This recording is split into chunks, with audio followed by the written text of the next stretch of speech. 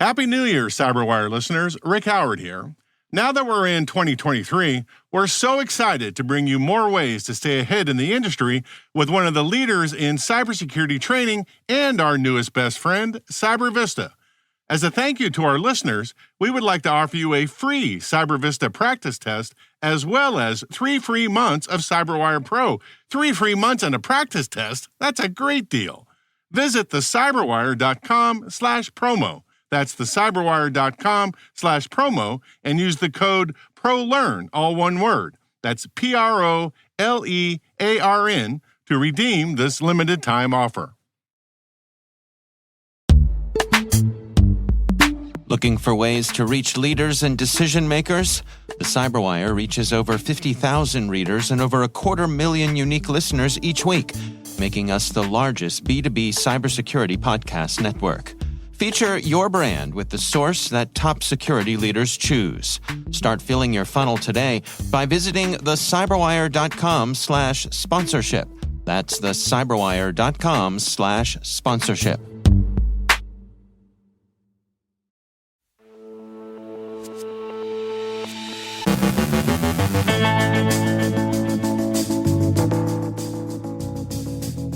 Patch Tuesday, CISA releases 2 ICS Advisories and makes some additions to its Known Exploited Vulnerabilities Catalog. Dark Pink APT is active against Asian targets. Kinsing cryptojacking targets Kubernetes instances. Ukrainian hacktivists conduct DDoS against Iranian sites. Risk exposure and a hospital's experience with ransomware. The Health 3PT initiative seeks to manage third-party risk. Tim Starks from the Washington Post Cyber 202 on cyber rising to the level of war crime.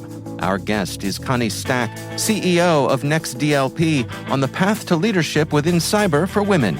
And phishing with Pokémon NFTs.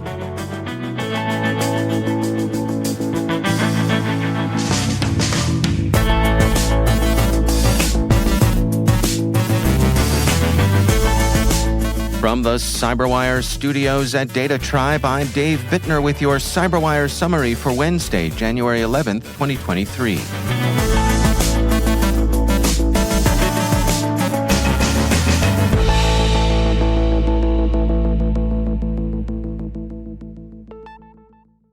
Happy Wednesday, everyone. Great to have you here with us today. Yesterday, of course, was Patch Tuesday, and it was a fairly heavy one. Prominent among the updates published were those issued by Microsoft, a total of 98 patches, with 1 vulnerability fully disclosed and a second undergoing active exploitation in the wild, and by Adobe for Acrobat and Reader, InDesign, InCopy, and Dimension. Take a look at your systems and update them as appropriate. A side note, this Patch Tuesday brings the curtain down on Windows 7. If for some reason you're still using it, good luck to you. You're on your own. CISA has released 2 industrial control system advisories yesterday, one for Black Box KVM, the other for Delta Electronics InfraSuite Device Master. Apart from the ICS advisories, CISA has also made some additions to its Known Exploited Vulnerabilities Catalog. One of them is a Microsoft Exchange Server Privilege Escalation vulnerability. The other, a Microsoft Windows Advanced Local Procedure Call, that is, an ALPC privilege escalation vulnerability. In both cases, U.S. federal executive civilian agencies have until January 31st to check their systems and apply Microsoft's updates. Group IB reported today that it's observing extensive activity by the Dark Pink APT. The researchers have been unable to connect it to any previously observed campaigns, which leads them to conjecture that Dark Pink represents a new threat group. The report says the confirmed victims include 2 military bodies in the Philippines and Malaysia, government agencies in Cambodia, Indonesia, and Bosnia and Herzegovina, and a religious organization in Vietnam. Dark Pink seems to be a cyber espionage outfit. Its mission appears to be collection of industrial intelligence. Group IB emphasizes Dark Pink's sophistication throughout their report. The threat group's tools, for one thing, are custom-built and not commodity stuff from the C2C market. The researchers have noticed only one commonly available bit of malware, PowerSploit Get Microphone Audio. The method of gaining initial access is familiar, spear phishing, but here too, Dark Pink shows evidence of a good deal of care and attention to detail.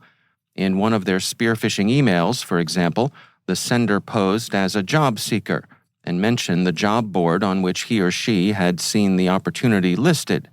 This suggests that the operators are doing their homework, scanning for opportunities to render their phish bait all the more plausible. Microsoft describes the initial access techniques used by the Kinsing cryptojacking malware to target Kubernetes instances. Microsoft explains that the two most common tactics used by Kinsing to gain initial access are exploitation of weakly configured PostgreSQL containers and exploiting vulnerable images. Kinsing attackers search for applications with container images that are vulnerable to remote code execution. Applications that were exploited by this method include PHP Unit, LifeRay, WebLogic, and WordPress. Russian hacktivists, with Killnet as a prominent example, have served as auxiliaries in Russia's hybrid war, and they've been particularly active against targets in countries friendly to Ukraine. Russia has far fewer friends and partners internationally, but one of them, Iran, has now apparently been hit by pro-Ukrainian hacktivists. SC Media reports that DDoS attacks have affected a number of Iranian websites, including but not limited to sites belonging to the National Iranian Oil Company and Iran's supreme leader Ali Khamenei. The hacktivists who claimed credit, the record reports, are clear that their operations are a reprisal for Iran's willingness to supply Russia with Shahed drones used in attacks against Ukrainian cities. The group, which goes by the hacker name CyberSecurity, and that's sex with a C, said in its Telegram channel, "And just to show off what we can and what we cannot, Ayatollah Khamenei personal website went down just for 1 hour. As we advised, it's a warning. If we act, we will act much more rough, no regrets and no sorries there will be. Night timer, no harm, just a demo. Next time we will deface. Iranians, it is not your war. Step down and F off, because next time there will be oil processing SCADA." Note the explicit threat to industrial control systems expressed in that final sentence. Moody's Investors Service released a comment today on the December attack against the Hospital for Sick Children in Toronto. While the impact of the attack itself was contained, the hospital's exposure to risk, along with an apology and alleged remedy from the threat actors, seems out of the ordinary. The ransomware attack against sick kids took place on December 18th. The hospital did not pay the ransom, and the overall attack has been contained, more or less, with 80% of systems back online, and most systems causing delays back to normal. Despite efforts from the hospital over the last few years to mitigate cyber risk, this attack shows that the hospital was still susceptible to ransomware. The Health Third-Party Trust Initiative and Council was announced today. It brings together leaders in the healthcare industry to approach third-party cyber risk management. Sheni Sheth, Deputy CISO for Centura Health, had this to say about the initiative. "Managing third-party risk in a comprehensive and sustainable way requires collaboration between healthcare organizations and their suppliers to find solutions that are efficient and effective for both sides. That's why the Health 3PT is so important to Centura Health and our partnerships. In order for this to work, we need more healthcare organizations to adopt common, standardized processes." The group was formed in the wake of a wave of cyber attacks that indicate the attraction the healthcare sector has come to have for cyber criminals. It also recognizes the increased importance supply chain vulnerabilities are assuming here and elsewhere. Finally, have you been out looking for a Charizard? Heard that there's a Charmander hanging out at the local gym? Well, by all means, go catch 'em. But if you're still young at heart enough to covet Pokémon, but feel yourself grown too worldly and sophisticated to play with Ash and the gang, maybe you're tempted to get yourself a Pokémon NFT. You've heard about these non-fungible tokens, right? In this case, however, resist the temptation. Researchers have uncovered a phishing campaign utilizing a fake Pokémon NFT game to distribute the Net Support remote access tool onto unsuspecting users' devices. The OnLab Security Emergency Response Center reportedly found at least 2 phishing pages offering the installer of a fake Pokémon NFT card game used to distribute the Net Support rat onto victim devices, Cybernews reports. Clicking the Pay on PC button on the phishing page would download a faux game installer containing, in actuality, the Net Support rat, ASEC said. Neither of the links were reportedly active as of Monday. The Net Support rat is a legitimate tool described in a report by Cybersecurity Connect as designed for use by administrators, allowing them to remotely access devices and fix issues. It is a powerful tool that allows for screen recording, remote control, system monitoring, network traffic encryption, and much more. However, as InfoSecurity magazine reports, ASEC marked the tool as malware because the program was not distributed in a form used for normal purposes, but rather in a form designed for the threat actor to control the infected system. So sure, you gotta catch 'em all, but come on, this isn't an opportunity to invest in NFTs. You want an NFT? Consider that drawing of the Brooklyn Bridge Monty Python's John Cleese was hawking a couple of years ago. Or, better yet, enjoy a nice evening at home with family or friends, or a good book. That's better than all the Squirtle NFTs in cyberspace.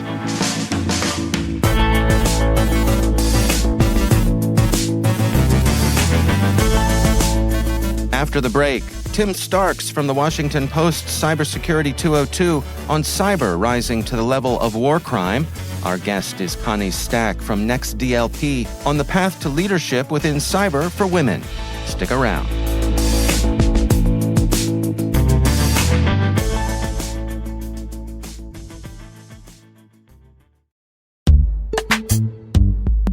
And now, a word from our sponsor, KnowBe4.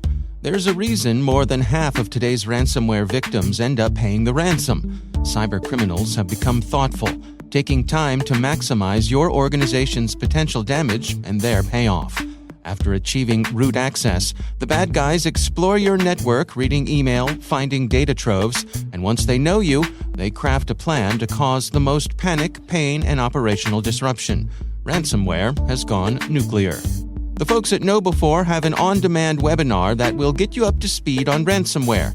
In this webinar, you'll find out why data backups, even offline backups, won't save you, why ransomware isn't your real problem, and how your end users can become your best last line of defense.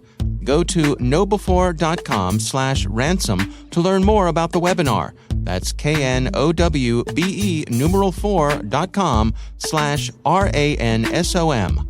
And we thank KnowBe4 for sponsoring our show. And now, a word from our sponsor, Strata. With multi-cloud, your apps and identities are distributed, making them hard to manage and secure. Strata takes all of your existing identity systems, integrates them into an identity fabric, a universal way for all your IDPs to work together. Never refactor your apps again. Never get locked into your IDP with one-to-one connectors. Identity orchestration helps you solve your biggest IAM problems, even the messy ones you thought were unsolvable. Bring Strata any IAM use case, like modernizing legacy apps to use passwordless authentication, hot switching between IDPs, or enabling identity operation resiliency. Strata's flexible, lightweight, and distributed architecture software is designed to extend the value of your identity infrastructure, no matter the complexity or scale. Share your time on a discovery call, and Strata will send you custom AirPods Pro. The multi-cloud identity wave is here, and you can ride it with Strata. Ready to learn more? Visit strata.io/cyberwire. That's strata.io/cyberwire. And we thank Strata Identity for sponsoring our show.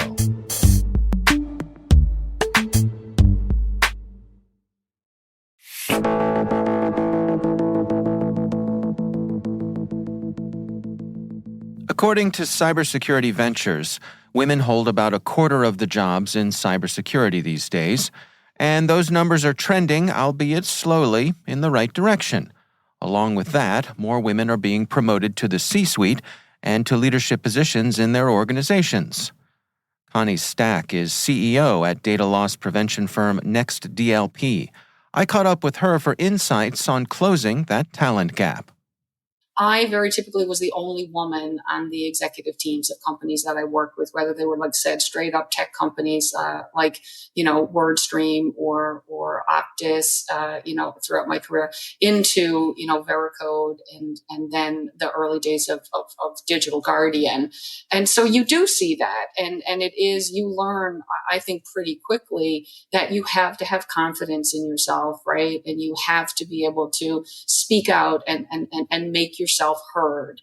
Because often you may find yourself in a room, and I found them in both, executive conference rooms, boardrooms, as well as around a table selling cybersecurity services, right? Because typically they're male dominated as well.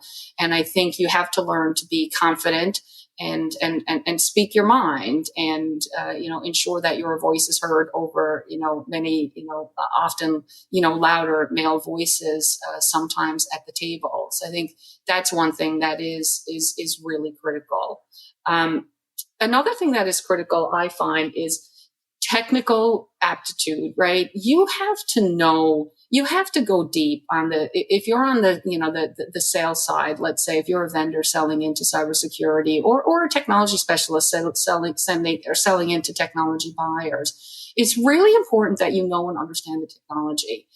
Cybersecurity buyers in particular are discerning. They want to know the product is going to deliver on the value proposition. And you have to be able to go a little deeper. And it doesn't matter what role you're in, by the way, even as a marketer, right? So I grew up obviously on the marketing side with CMO roles being my most common. And even as a marketer, I challenged myself to dive into the technology and know it deeper than maybe a typical marketer, might know it. I thought that was, mission critical, because you have to be able to articulate not only what the product does, but a little bit of the how as well. And that will gain you a lot of credibility within your organization, because I can tell you, when I went down, to my engineering group, I say down because they were actually on the first floor compared to the second for me. But when I talk to engineers, they so respect it. They don't expect you to have a discussion about the quality of their code or anything, to that extent. But the very idea that you're interested in the how, right? How it works, not only the what it does, is always well received. Both, like I said, internally built my credibility, I think, tenfold. And then when I went to, if I was at the seat in a sales situation or trying to work with an executive from a company that had our software, was using our software, I could always talk to it at a level a little deeper than they expected. And it was always, very, very well received. So don't be afraid of the technology, dive in, learn more. And I think that helped me, a lot along the way, as well. So confidence, deeper technically. And I think finding, the last thing that I observed, and I was actually fortunate in this department because I sought out mentors. I sought out people who would help me, grow, my career. I'm curious for your insights and advice for women out there who find themselves frustrated. I still hear stories about being asked to take notes or get coffee or going to trade shows and people assuming that they are not in technical roles, that they're in sales or HR or something like that. Do you have any insights for navigating the degree to which that is still a reality?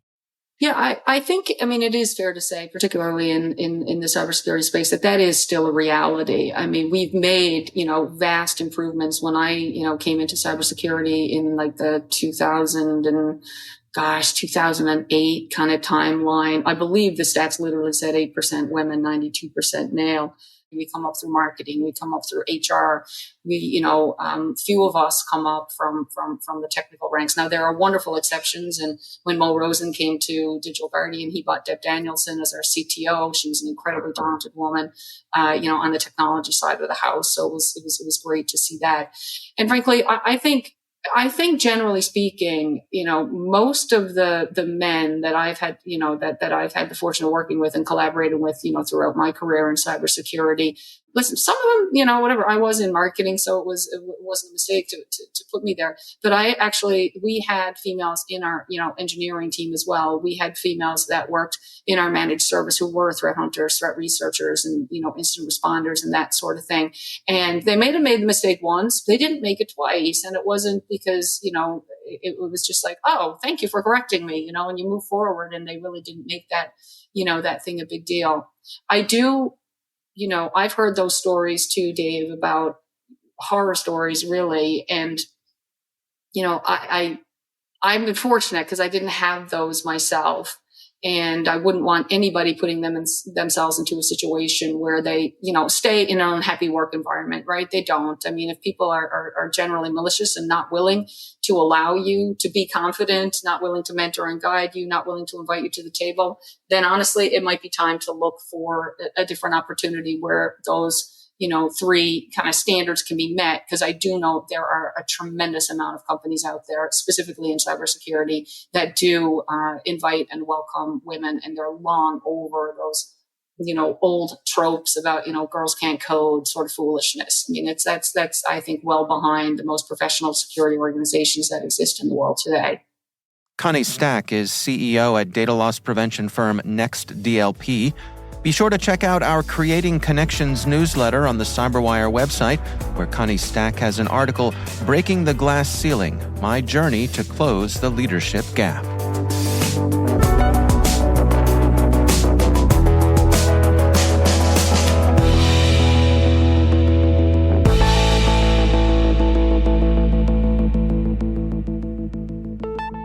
And it is always my pleasure to welcome back to the show Tim Starks. He is the author of the Cybersecurity 202 over at the Washington Post. Tim, always great to welcome you back to the show. Yeah, it was great to be back. I missed you over the break. Happy break to you as well. It is good to be back. Before we jump into our main topic today, just real quick, as you and I are recording this this morning, we had this incident with the FAA basically shutting down airspace in the U.S., speculation as to whether this could be a cyber attack. What are you hearing there at the Washington Post? All signs point to it not being a cyber attack. That's the word from senior officials, that the president has been briefed on this and has been told that it is not a cyber attack. One of the things that happens anytime there's a major outage of something somewhere, a lot of people jump to the idea that it's a cyber attack. And in one way, that's encouraging because it's good that people are cognizant of the threat. In other ways, it's an overreaction that can be a little hysterical and can cause people to start assuming things that they shouldn't. And then, of course, sometimes they'll think it's not a cyber attack and find out later, yeah, actually it was. This sector in general is one that the Biden administration has been paying attention to lately vis-a-vis cybersecurity. Air carriers are on the list of industries that they're regulating or looking to regulate further than they have. And you can see when something like this happens, why they would be concerned. Even if this wasn't a cyber attack, if you see that a cyber attack could do something like this, then you can see why it would become a priority. Right, you're right. It's perhaps a test run of some of the potential effects of a cyber attack, if it were indeed an attack. Exactly. Yeah. Well, let's talk today about your writing over on the Cybersecurity 202, addressing this notion of whether cyber attacks in Ukraine could possibly be considered war crimes. What can you share with us here?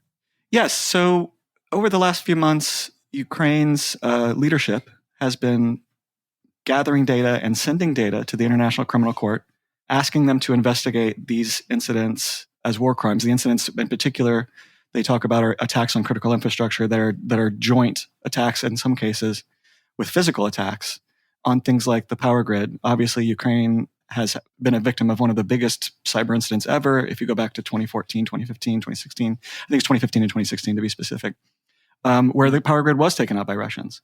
Their argument is, and it's an argument that's shared by some other legal scholars who have also asked the International Criminal Court to take this up, is that this is affecting civilians.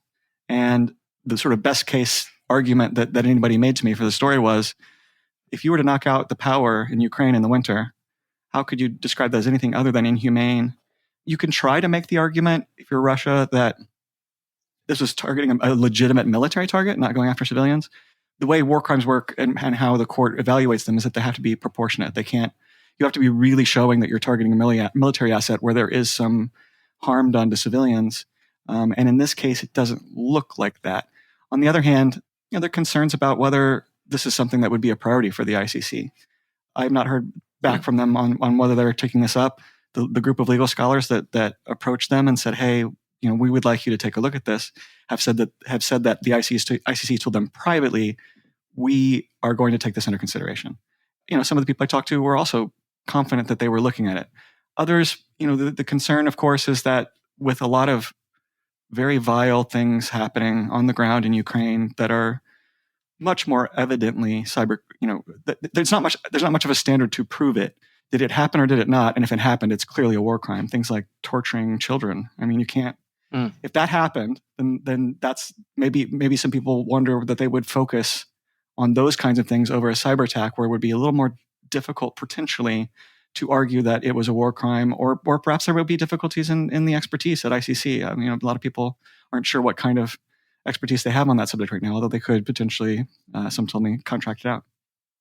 I'm curious on your take on this, because it's been my observation, my understanding that there's been kind of a reticence, a hesitance for organizations to draw clear lines in the sand when it comes to some of these diplomatic issues in the cyber realm in particularly. Like they almost want to keep some of these lines fuzzy at this stage of the game. Is this an area where that kind of thing applies in your view? It's potentially. I think the difference between this and what I think you're mostly talking about right now, which is NATO. NATO has explicitly said they want the line to be vague on when Article 5 might be invoked. Article 5 being the rule that says an attack against a NATO nation is an attack against all the NATO nations, and they can all take collective self-defense. And so far as I know, I think that's only been invoked even once successfully. So I think that they've been very explicit on the NATO side of things. I think there's a chance that might be the thinking of the ICC. That's a little speculative on my part. There's a pretty broad consensus that these rules do apply to cyber attacks. If you go back to when some of these international agreements and treaties were being written and debated, there would be an enumeration of specific kinds of attacks, but they were always more focused on the consequences of what the weapons would do. And so in this case, the legal scholarship on this is that various laws of war, not just war crimes, but other sort of international humanitarian laws, that a cyber attack could definitely qualify as one of these kinds of crimes. I think at least for the ICC, it looks like it's more a question of, is this the time we decide to do it? And if you look at the world conflicts we've had where there was even a possibility that there could be cyber involved, one of my colleagues wrote a book that I really love. We weren't colleagues at the time, but Shane Harris wrote a book called At War, where he talked about the first cyber war, which was the U.S. Using tools to degrade communications in Iraq. That wasn't like this so much. It wasn't the kind of cyber attacks that have become a regular integrated part of the warfare that we've seen in Ukraine, where civilians have definitely been affected. So I think that's more the debate, but it's entirely possible that they would prefer to keep this vague, like you said. I think it's a really interesting point you bring up, though, that it's possible that given the broad spectrum of potential war crimes here, that maybe the cyber ones wouldn't move to the head of the line. There are other much more horrible things that would require their attention. Yeah, I think maybe the case would be different if you could show the demonstrable harm. For instance, the company that said it was attacked by Russians, the big Ukrainian energy conglomerate DTEC, has not said that they were successfully hacked that I know of. They said they were targeted and attacked. I think if they were able to demonstrate that this harmed civilians, not just that it had the potential to harm civilians, maybe things would be different. The law on this. You can get in trouble for attempted murder, the same as you can get in trouble for murder. But I think when you're looking at clear evidence of war crimes, I think it is probably easier to demonstrate it when it has actually happened as opposed to the potential for it to have happened. Tim Starks is the author of the Cybersecurity 202 over at the Washington Post. Tim Starks, thanks for joining us.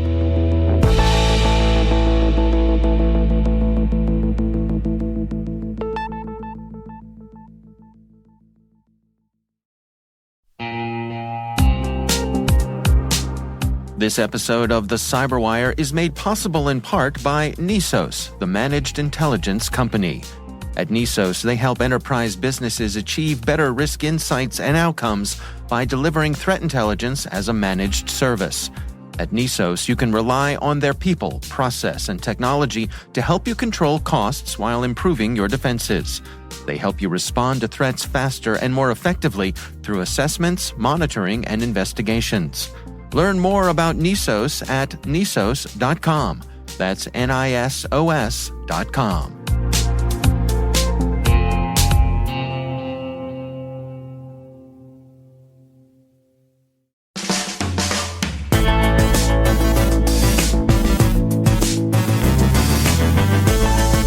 And that's the CyberWire. For links to all of today's stories, check out our daily briefing at thecyberwire.com. The CyberWire podcast is a production of N2K Networks, proudly produced in Maryland out of the startup studios of Data Tribe, where they're co-building the next generation of cybersecurity teams and technologies. This episode was produced by Liz Irvin and senior producer Jennifer Iben. Our mixer is Trey Hester, with original music by Elliot Peltzman. The show was written by John Petrick. Our executive editor is Peter Kilpie, and I'm Dave Bittner. Thanks for listening. We'll see you back here tomorrow.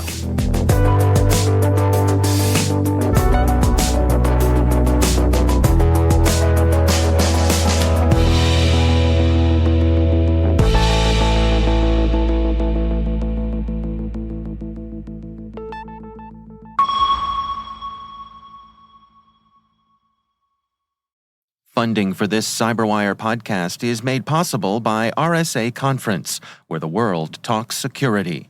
Through global events and year-round content, RSAC connects you to cybersecurity leaders and cutting-edge ideas for a safer, more secure future.